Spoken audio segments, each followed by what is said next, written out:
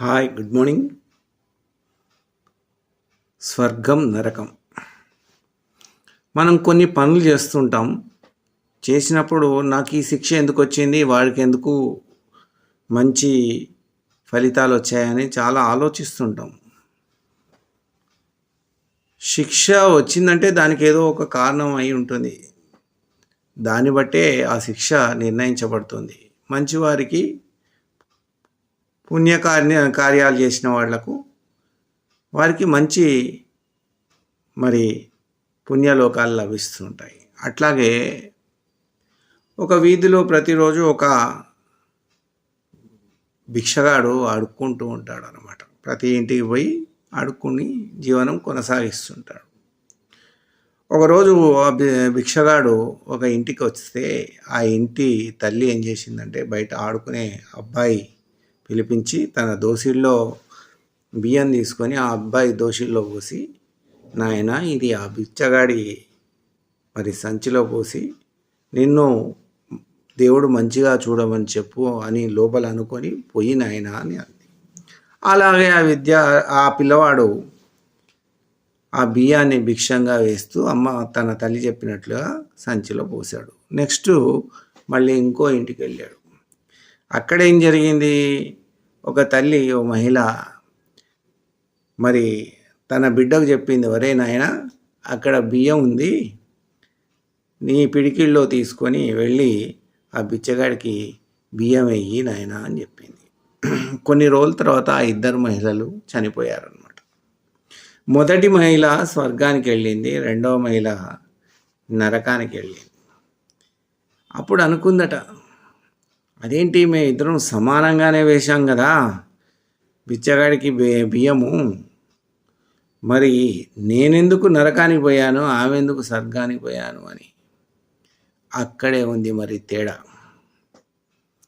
ఆ తేడానే ఇద్దరికి ఆ రకమైన శిక్ష దేవుడు విధించాడు అనమాట. మొదటి ఆమెనేమో తన స్వహస్తాలతో బియ్యం తీసిందంటే తన చేతులు పెద్దగా ఉంటాయి. ఆ బియ్యంతో వచ్చి తన కుమారుడికి మంచి జరగాలని కోరుతూ వేయమంది. రెండో ఆమె ఏంది, పిల్లవాడి చేత్తోని, అంటే తను వేస్తే ఎక్కువ పడుతుంది, పిల్లవాడి చేత్తోని వేస్తే తక్కువ పడుతుందని పిడికిడితోనే వేయమంది అనమాట. అక్కడ తేడా కొట్టి ఏమైంది అనమాట, మొదటి ఆమెకు దేవుడు స్వర్గాన్ని ఇచ్చాడు, రెండవ ఆమెకు నరకాన్ని ఇచ్చాడు. అంటే దేవుడికి అంటూ ఒక లెక్క ఉంటుంది. మనం అనుకుంటాం మనం చేసినవన్నీ చాలా మంచివే, మనకేం కాదు అనుకుంటాం. చాలా సూక్ష్మ రూపంలో కనుక మనం ఆలోచిస్తే అవన్నీ లెక్కలుగానే ఉంటాయి. ఆ లెక్కలన్నీ మనం పోయిన తర్వాత తెలుస్తూ ఉంటాయి అన్నమాట. ఇట్లాంటివి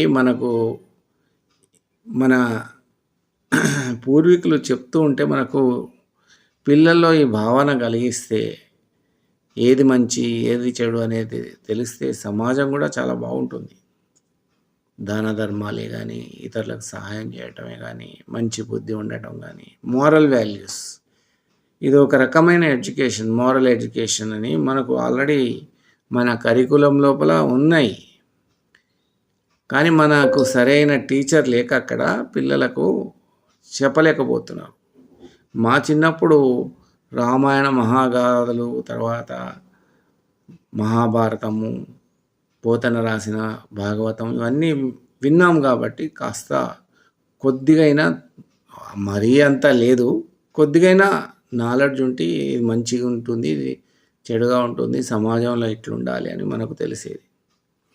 పిల్లల్లో మారల్ వాల్యూస్ పెరగాలంటే తప్పనిసరిగా ఇట్లాంటివి తెలియజేయాలి. తెలియజేస్తేనే వాడికి తల్లి తండ్రి మీద గౌరవం, ఉపాధ్యాయుడి మీద గౌరవం, ఇతరుల మీద భక్తి శ్రద్ధలు ఉండటం, సమాజంలో ఉత్తమ పౌరుడుగా ఉండటం, ఇవన్నీ వాడికి అలవరుతాయి.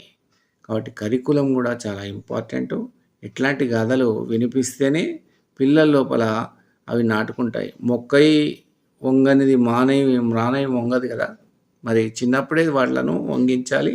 వాళ్ళకి ఇటువంటి మాటలు చెప్తేనే పెద్దయ్యాక మన దేశం బాగుంటుంది, సమాజం బాగుంటుంది. ధన్యవాదాలు.